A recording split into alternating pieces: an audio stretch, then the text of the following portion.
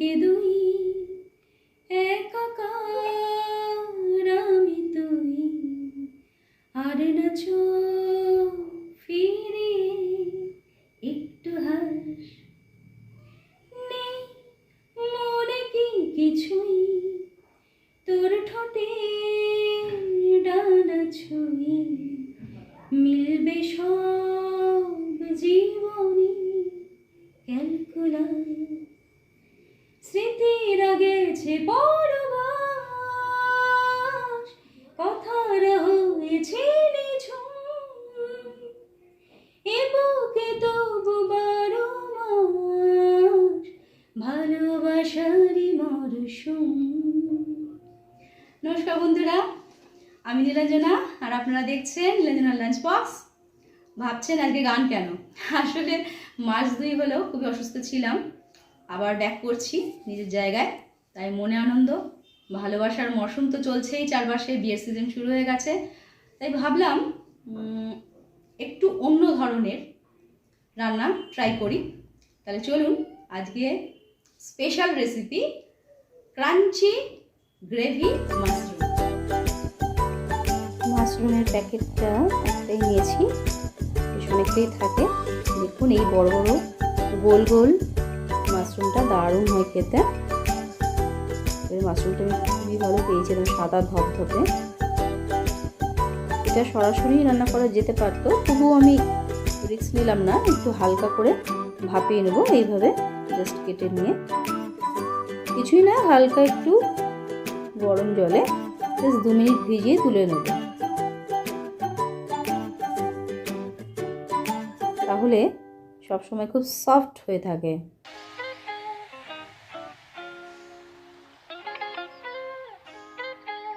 পেঁয়াজ শাক বা স্প্রিং অনিয়ন ছোট্ট ছোট্ট এবং কুচো কুচো করে কেটে নিলাম। কাঁচা লঙ্কাও তাই কুচো করে নেব।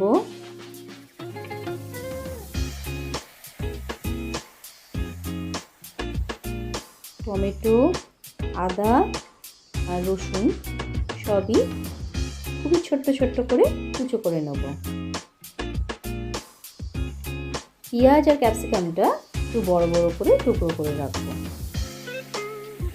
খুবই সামান্য তেল, 2-3 চামচ। প্রথমে সবসময় আমি রসুনটাই দিই এই চাইনিজ প্রিপারেশনে,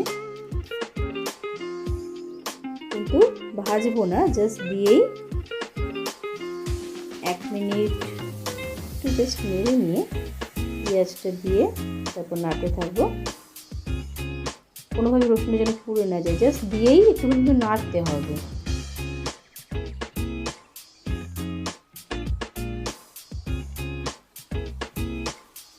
খুব বেশি ভাজা হবে না, তো হালকা করে টস করে নিয়েই ক্যাপসিকামটাও দিয়ে দেবো এবং একসাথে নাড়তে থাকবো মিনিট 2।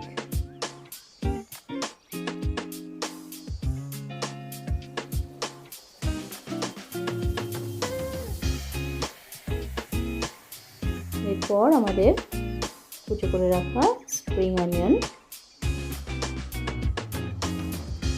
আদা কুচো একসাথে দিয়ে হালকা হাতে নাড়তে থাকা।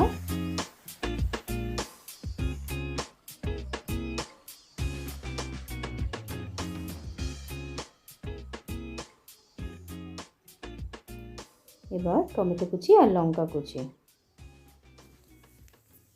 এই রান্নাটা রেস্টুরেন্টে আমরা গিয়ে খেয়েছিলাম, দারুণ লেগেছিল খেতে। তারপরে নিজের মতন করে টেস্টটা আনবার চেষ্টা করেছি। জল ঝরিয়ে রাখা আমাদের মাশরুমটা দিয়ে দিলাম। খুবই তাড়াতাড়ি হয়ে যায় রান্নাটা, স্বাদটা ভীষণ সুন্দর হয়, সেটা বলার অপেক্ষা রাখে না। দারুণ কালার লাগছে, সবুজ, লাল, সাদা সমস্ত কালার রয়েছে। এর মধ্যে চাইলে ইয়েলো বেল পেপার দেওয়া যায়, আমি বাজারে পাইনি তাই দিইনি। ইয়েলো আর রেড বেল পেপারগুলো দারুণ দেখতে লাগে।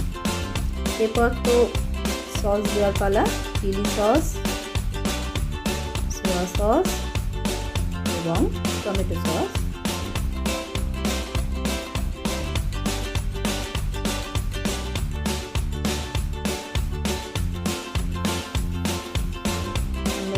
নুন দিয়ে দিয়েছি আজকে, অল্পই নুন দিতে হয় কারণ এটা তো একদমই গায়ে গায়ে হয়, আর সোয়া সস তো দেওয়া থাকে বলে একটা নুনটা ভাব থাকে। ভালো করে সবটা মিলিয়ে দেওয়া।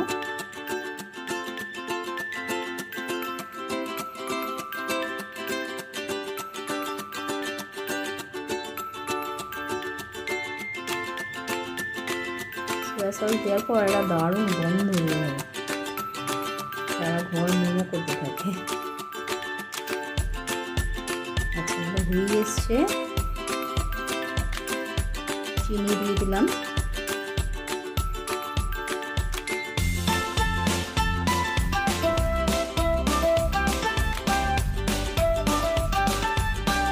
খুব সামান্য একটুখানি জল দেবো, একদম বেশি দেওয়ার দরকার পড়ে না, খুবই সামান্য।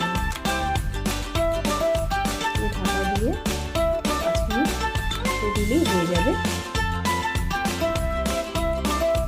জলটা মরিয়ে এসছে, আর একটু বসবে, তাহলেই হয়ে যাবে। হয়ে গেছে। এবার উপর থেকে ধনে পাতা কুচি করে দিয়ে দেবো। এটা নুডলসের সাথে দারুণ লাগে, আমাদের আজকে ডিনার তাই।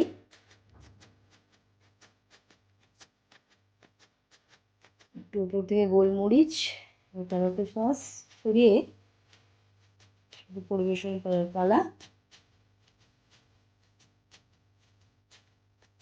তাহলে বানিয়ে ফেলুন একদিন, আর খেয়ে দেখুন এই দারুণ ক্রাঞ্চি গ্রেভি মাছ।